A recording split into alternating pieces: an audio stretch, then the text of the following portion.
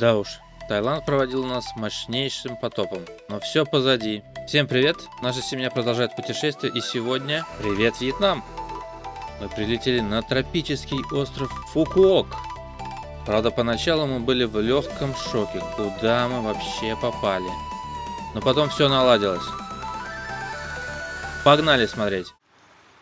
Такой вот у нас отель. С утра, пока все спят, я вышел на разведку. И мои первые впечатления от отеля, да и вообще от Вьетнама, были, мягко говоря, не очень. Все еще спят. Бассейн такой вот с мутноватой водой. Территория вроде красивая, но похоже уже в упадке. Бассейн никто не чистит. Лежаки разваливаются. Короче, такое. Хорошо, что мы в этом отеле просто на 3 ночи едем дальше. Можно было на одну вообще приехать и дальше ехать. Посмотрим, может они нас удивят вкусным завтраком. Но море тут тоже рядом должно быть. Пойдем посмотрим на море, пока все спят. Кстати, херачит еще стройка рядом, как обычно. О! Короче, я нашел выход на море.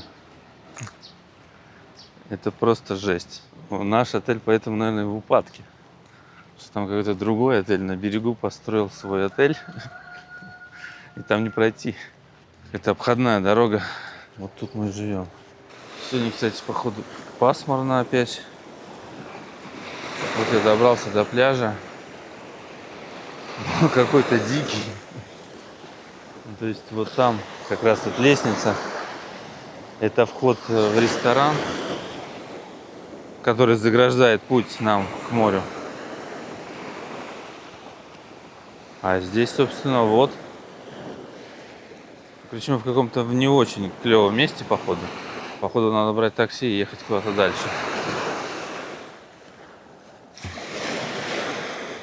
Здесь я смотрю, что-то уже начинается, какие-то лежаки. Ну, тоже все такое какое-то.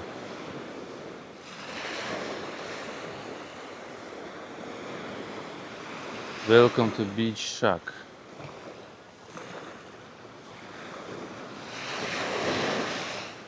Предлагают вот убрать волосы и сделать массаж. Ну, короче, как-то так. Еще и туча какая-то надвигается, вон. Аренда шезлонгов 50 тысяч. Пойду вернусь в отель. Мусора, конечно, полно. После тайского Калана я был, честно признаюсь, прям немножко в шоке. Куда же это мы попали? Все везде на русском. Мы во Вьетнаме.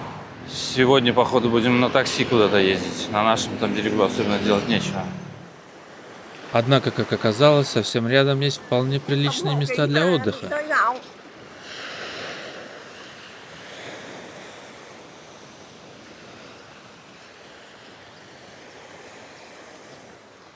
Короче, я хочу сюда, а не в наш отель.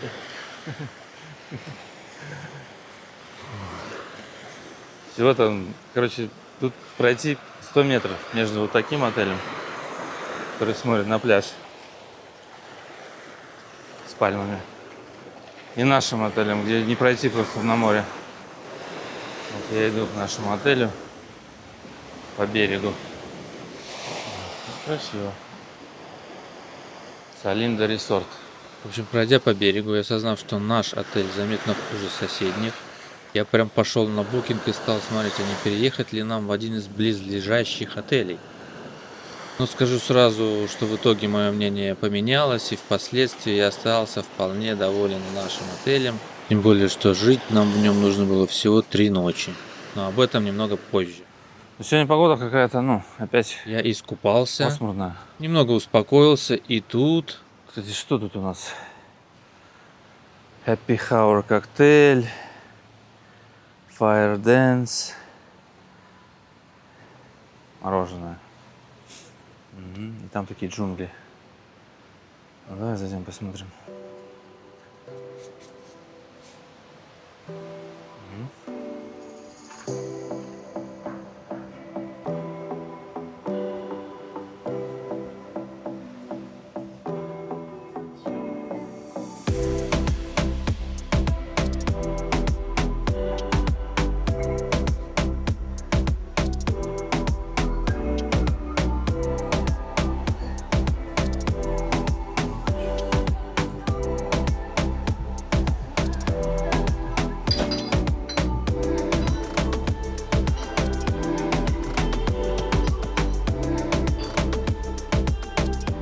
мы и обнаружили вполне приличный бич-клаб совсем рядом с нашим отелем.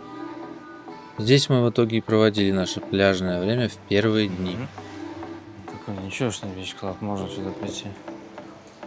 Еще учитывая, что он рядом все-таки. Все-таки, оказывается, чистит наш бассейн. Я зря так критично отнесся к нашему отелю. Здесь, кстати, даже есть рыбки. Вот здесь такой пруд. И там вот есть рыба. О, дышит. Вообще ее много, да, здесь. Короче, пошел дождь опять. Погода прям совсем, не пляжная. Сегодня опять. Дождик идет. Новички идут с чемоданами. Кстати, первое яркое впечатление от Вьетнама: здесь гораздо больше дикой природы и растений, в отличие от Таиланда. Взгляните, какие масштабные джунгли окружают нас прямо на территории отеля.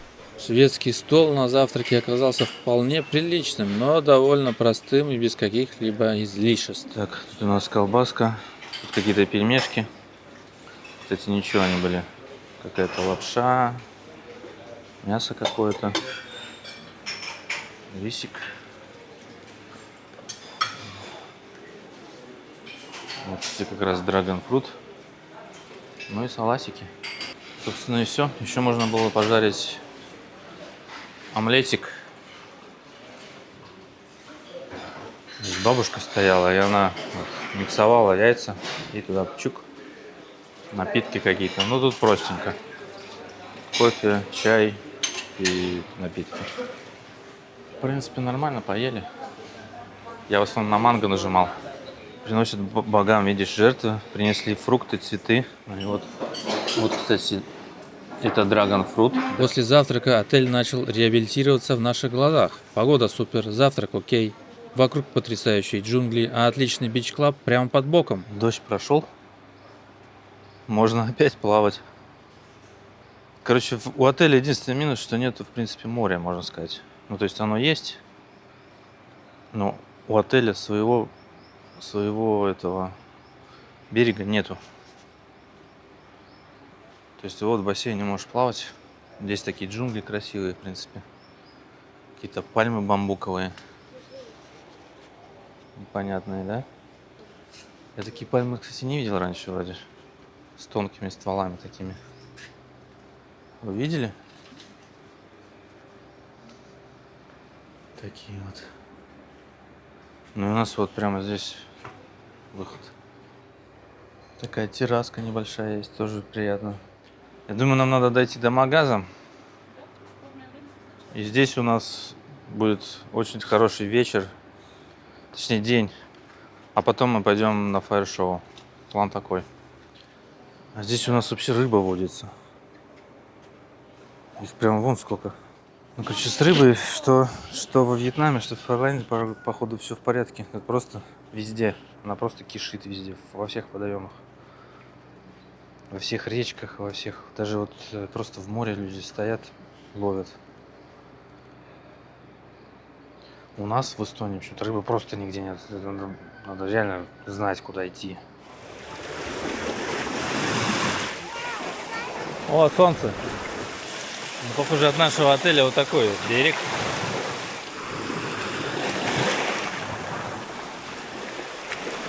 Там наверху рюкзачки. Пока разбираемся еще, куда нам можно, куда нельзя. Первое впечатление не очень. В Таиланде были совсем другие пляжи. С белым песочком, с чистой водой. Здесь она какая-то зеленая. По крайней мере, на этом пляже. Стоит отметить, что сейчас мы находимся в центральной части острова, на западном побережье, совсем недалеко от аэропорта. Этот район считается не самым живописным, но не переключайтесь, впереди нас ждут действительно красивые и интересные места в Фукуока.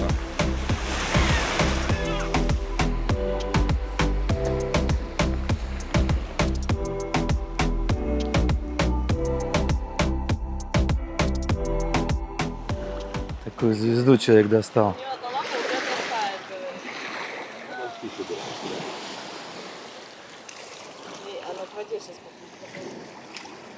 Медленно ползет, кстати, да. Это какая-то странная звезда, да, такая? Ага. Оп. И все, поплыло. И за ногу хвать. Такая звездень. Живой, да? Ну, дотронься до него. А ему не страшно. Не, ничего не У него боится. клешни есть. Ну, как цапнет клешнями, то ботинка сразу отцепит. Ну, короче, живность здесь сама вымывает ее на берег много всякой. Зашли, короче, в этот бич-клаб, который я мимо проходил. Так просто посмотреть цены, что тут как. Тыквенный суп есть. В общем, цены такие.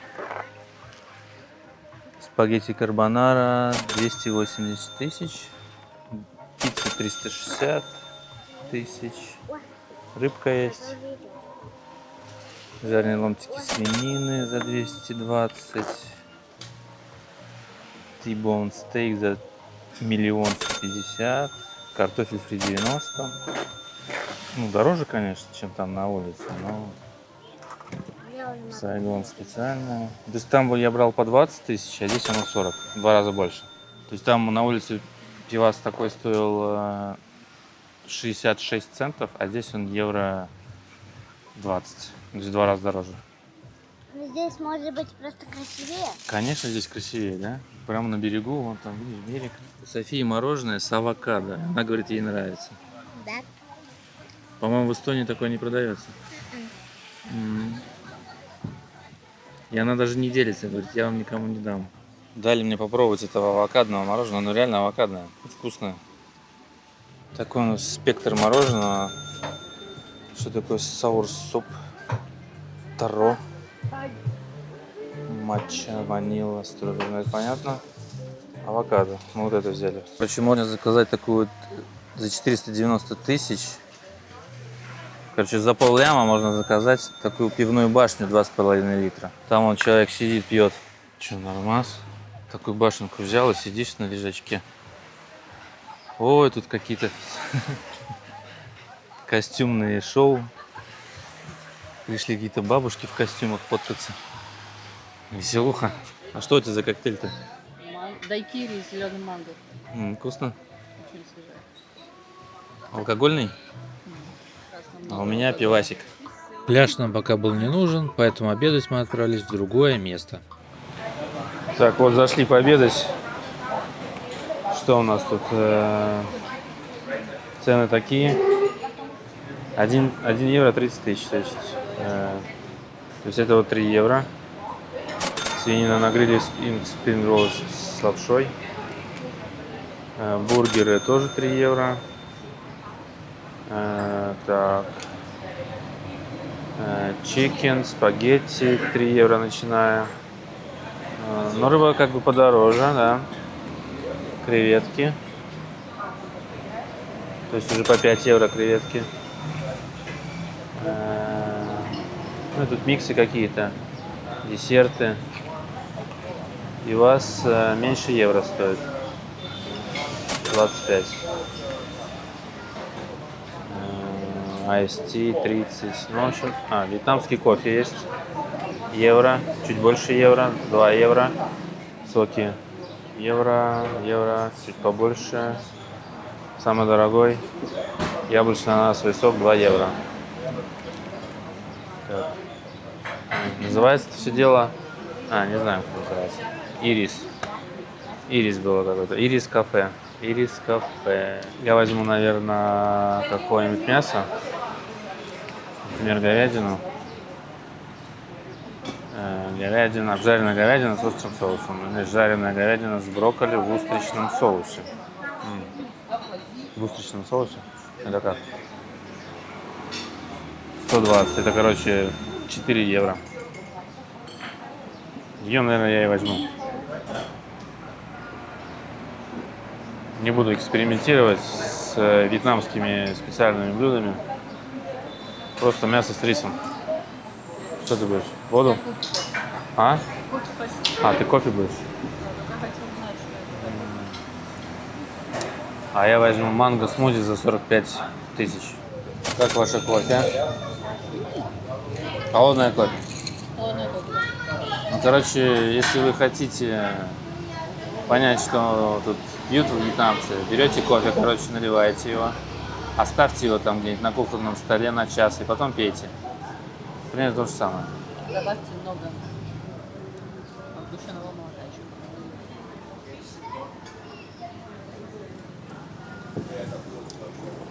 Вот это тема, конечно.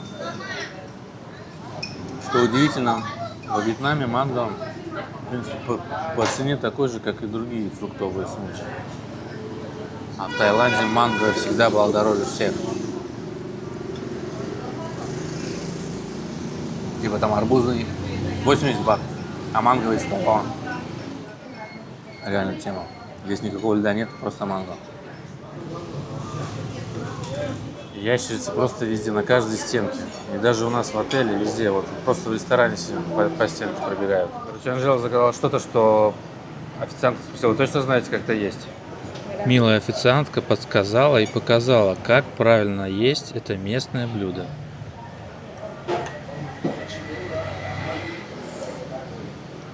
And now what? Ah, okay. Now eat. Now eat with that, okay? Thank you.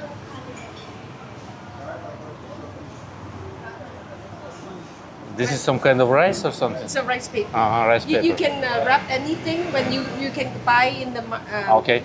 put the meat here, hold this way, you have to go. As tight as possible, right? Yeah. Well, it tastes better. Окей, thank you.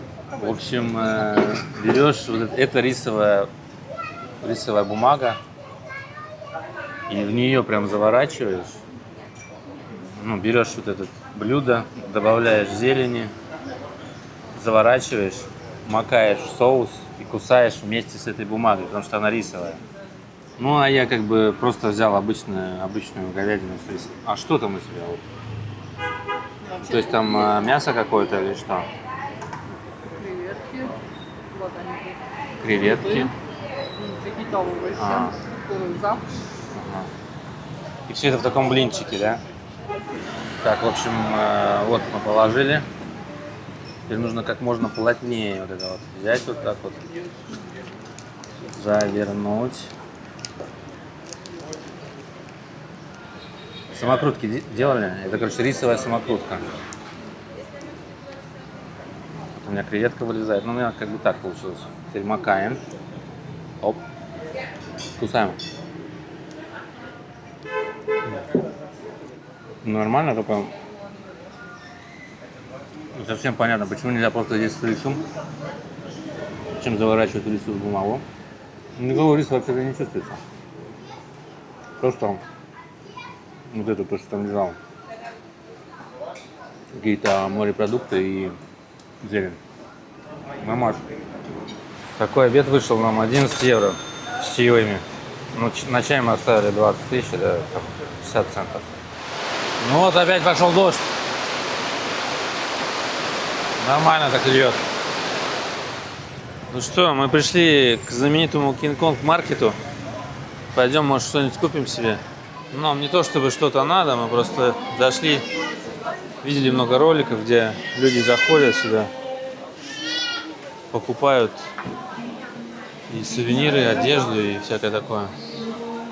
Но здесь в продуктовом вообще там просто толпень, а здесь вот отдел обычных товаров, не продуктов. Сумочки, шляпочки.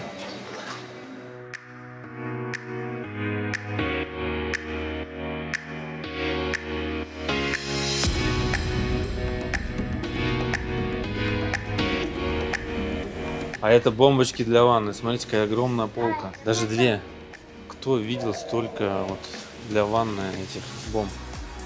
Ну, это, короче, ты ложишься в ванну, кидаешь, и у тебя там запахи, там еще что-то. Я в теории только это знаю. Магнитики по 40... ну, разные, 37 вот тысяч. Ну, они прикольные, как бы. Да, красивые, упаковочки. Надо взять пару магнитов, да? Да, Евгений? Сувенирчики, всякие браслетики. миллион одежды, миллион платьев, миллион футболок для детей, для взрослых. Машинки, мотоциклы. Давай посмотрим, сколько стоит какая-нибудь. Так, вот такая Lamborghini. Стоит 274 тысячи. Ну, такие они, не скажешь, что прям они понтовые. Они, видно, что они какие-то такие, простой вариант. Так, а здесь у нас что? И Лего еще есть, да. Лего Майнкрафт даже есть. О. Короче, вот это все пузырчатые пистолеты. Пузырить. Внизу водные пистолеты. Здесь всякие пистолеты. Песочных игрушек. Вот столько. Какие-то шарики. Давай посмотрим, сколько стоит пистолет. Вот там 150 тысяч. Угу. Короче, мы в итоге купили пару шлепок, рубашку с шортами, ребенку платье, Анжеле там кофту, ну не кофту, а такой балахон, шортики, ребенку шапку купили теплую зачем-то, но она была прикольная, мягкая. Она очень мягкая. Ее прям все время трогать хочется. Да. И надевать. Мне сумочку купили такую побольше, а то у меня в это не влезает ничего. Вот, короче, наше добро. Короче, мы потратили, кто угадает, сколько? Вы потратили миллион. Потратили миллион. Мы потратили целый миллион. Еще в жизни потратили. Целый миллион потратили. В один вечер. Короче, мы потратили 33 евро. Набрали всего, все, что нам понравилось, мы все взяли. Так выглядит вечерний городок наш. Ну, короче, там, где мы живем. А живем мы в центре. Потом мы поедем больше там в глушь, там, где только море и пляж. А пока что мы в центре.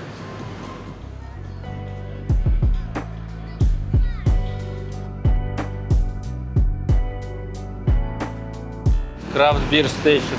Корейская точка. Толпень корейцев. Баревичи всякие. Живая музыка. Водка и селедка. Можно дрябнуть водочки. Закусить селедочкой. Наверное, бутерброды. Ну давай выберем мороженое. Короче, водку мы не будем брать мороженое. Короче, вернулись в отель с этого магаза. Взяли такие шашлычки. Уличная еда, короче, в ларьке. Короче, 5 таких шашлычков стоило 100 тысяч. Мы уже кушали такие шашлычки в Бангкоке. Нам очень понравились. Курочка на палочке. Ну, магазин, конечно, нам понравился. Такой просто. Туда можно приехать, купить там же чемодан и весь его набить всяким барахлом и лететь домой. На следующий день мы прям сразу после завтрака рванули в бич-клаб, который нам так понравился. Ну, в общем, у нас в отеле как бы нету такого места, где полежать на лежаках. И поэтому мы вот дошли до того же бич-клаба, который у нас тут, куда мы вчера заходили. И решили здесь приземлиться на пару часиков. Взяли там пивка, разложились на лежаках, море вот здесь.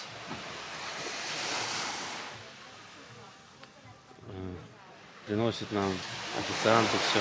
Вообще нормально, короче, отдыхаем. Короче, взяли такой тауэр. А еще орешки нам дали, смотри. Пивной такой тауэр.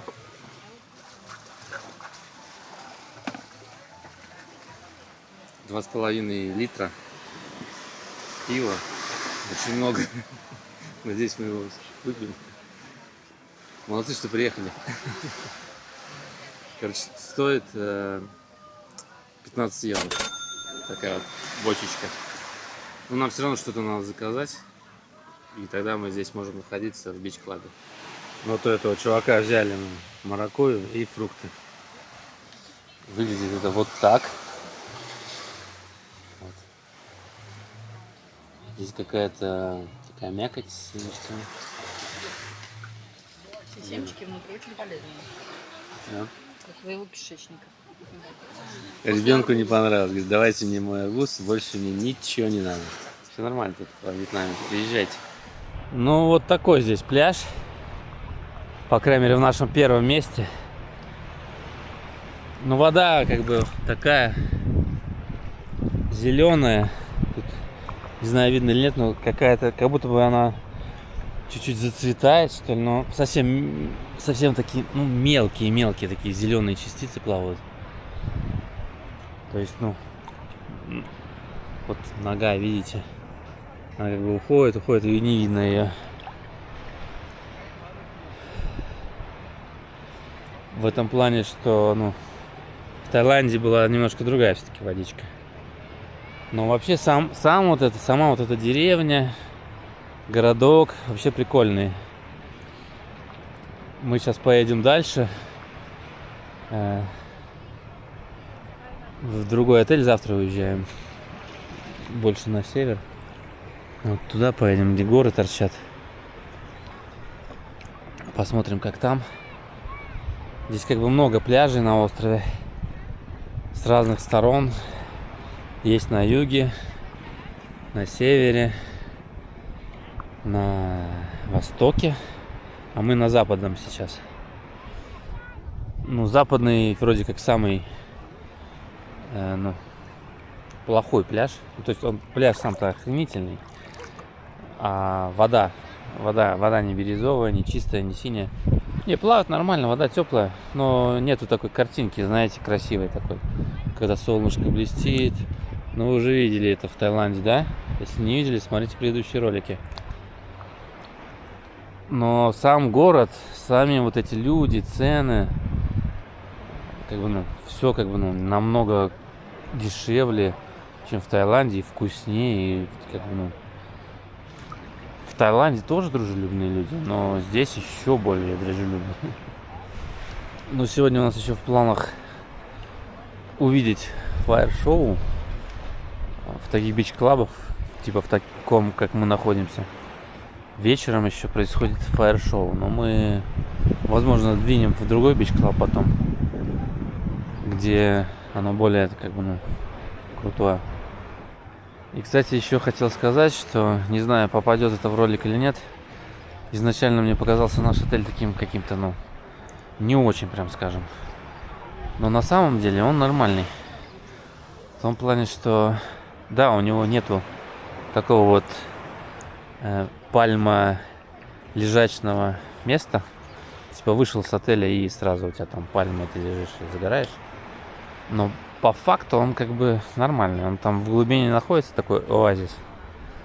Там внутри есть бассейн, пальмы, все есть. Но нету моря, как бы, ну. Ты можешь пойти пешком, можешь положить там полотенчика где-нибудь на песочке и позагорать. Ну, конечно, это не то. Но как бы в шаговой доступности все равно есть всякие вот такие бич-клабы, в которых, ну немного тебе надо денег. То есть если ты берешь отель рядом, он стоит там, у нас, допустим, стоит отель 40 евро ночь, а соседний стоит 80 евро ночь. Но и там есть вот эти лежачки и все. Но ты все равно там будешь платить за Боревич. То есть за 40 евро ты получаешь просто, ну, лежак, грубо говоря. А здесь ты приходишь, получаешь лежачок, можешь потратить эти 40 евро на еду, на напитки и, пожалуйста, чилить. То есть, как бы, ну, я бы не сказал, что на самом деле это хреновый вариант. Поначалу так может показаться, но на самом деле это, в принципе, охренительный вариантик. Во-первых, выбор. Ты можешь пойти куда угодно, можешь взять такси за 2 евро и доехать до какого-нибудь там другого бич-клаба, допустим, где тебе больше понравится, посмотреть какое-нибудь фаер-шоу.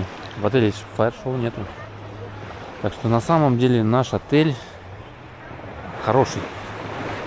Такой мой вердикт.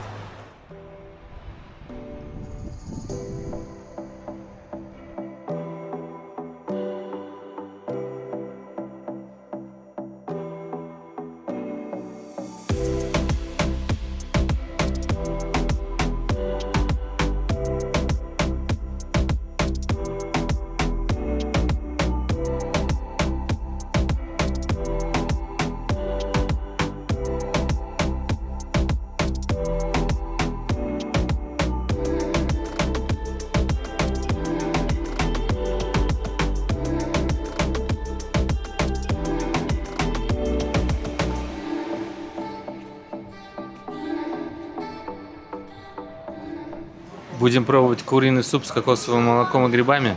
Ну а на обед мы вернулись в нами полюбившийся Ирис кафе. Грибочки. Курочка. Специи, палочки.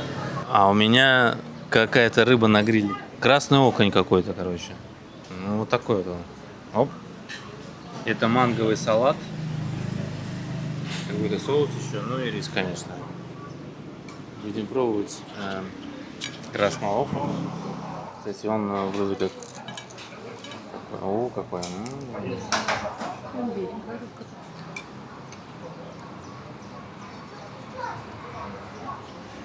Какая-то манговый салат. Ну, манговый салат такой остренький, кстати. Он залит каким-то острым таким составом. Вот, по вкусу он, кстати, как вот дорадо или там обычный окунь.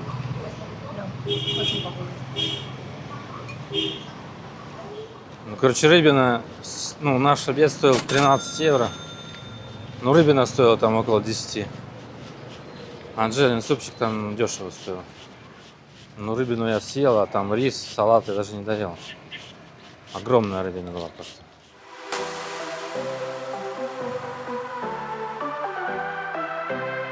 А вечером, в поисках самого крутого огненного шоу, мы приехали в другой бич-клаб. Правда, надолго мы тут не задержались. Короче, мы приехали на фаер-шоу, а фаер-шоу в 10. А сейчас 6 нету. Мы, наверное, двинем куда-то в другое место. 10 is too late for us. So see you next time, Yes. maybe? Yeah, maybe tomorrow. В общем, мы вернулись в наш бич-клаб и как раз успели на красивый закат. Взяли по бокальчику и стали ждать огненное шоу.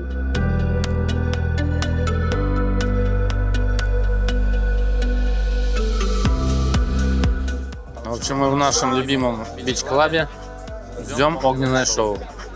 Из другого бич-клаба мы уехали, потому что там долго ждать, а в этом в 7, а там в 10. Постепенно стемнело и настало время для шоу. На разогреве выступила сама София. А потом уже началось основное шоу, и это было нечто.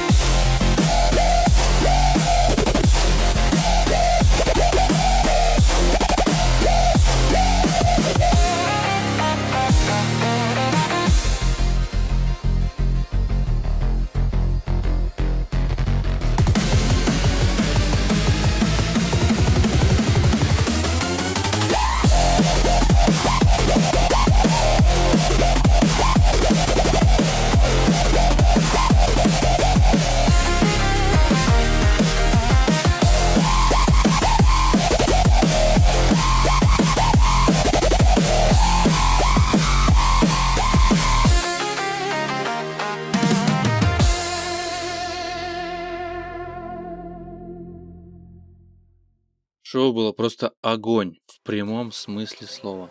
И абсолютно бесплатно. Где еще вы такое увидите? Напишите в комментариях.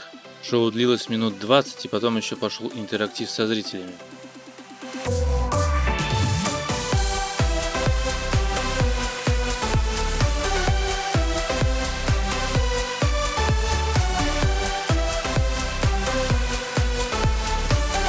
Короче, эти ребята берут людей из зала и просто как бы, ну, вот просто рандомного человека сейчас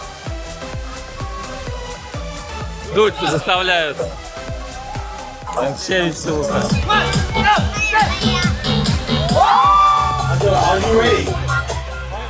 Ну и в самом конце нас еще напоили каким-то самогоном.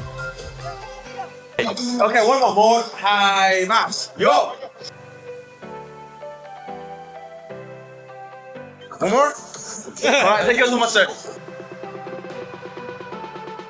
Самогон какой-то. Вот такое вот шоу вообще, жесть. Очень много интерактива прямо с нами. Можно огонь типа пускать там и... Сейчас самогончика налили. Очень рекомендую это шоу. Очень весело. И самое главное, оно бесплатное. Нужно просто сидеть в баре в этом и пухать.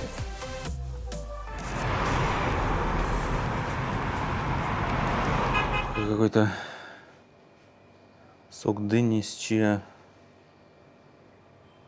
семенами. Кстати, в магазине много всякого такого. Что-то просто, у нас такого просто нету. Дыневый сок с чиа семенами, представляете? Чего-нибудь только нету. По вкусу как дыневый сок. Шемякой дыни, походу, пролад. Там реально семена плавают. А сейчас мы выселяемся из отеля и едем дальше. Следующий отель. Там у нас уже будут лежачки, пляжик. Надеемся, и все будет красиво.